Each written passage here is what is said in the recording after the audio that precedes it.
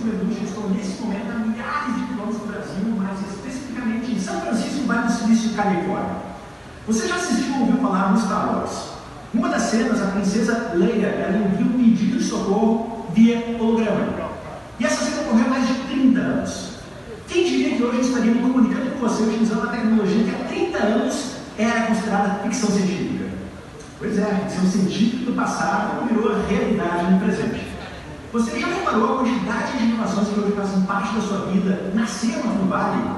Os semicondutores de silício com a AMD e com a Intel, os videogames com a Atari, os computadores pessoais com a Apple, democratização dos dados com o Google, Netflix, Uber, Airbnb, GoPro, Tesla, e é só o começo.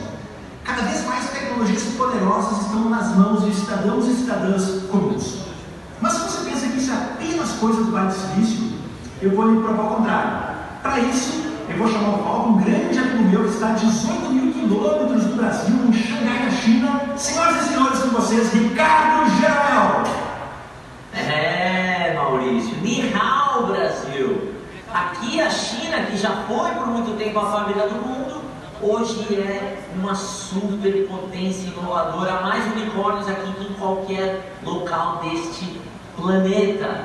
O Napoleão disse: deixem a China em paz, quando o gigante acordar o mundo vai tremer. O gigante acordou. O PIB da China hoje já representa 15% do PIB mundial.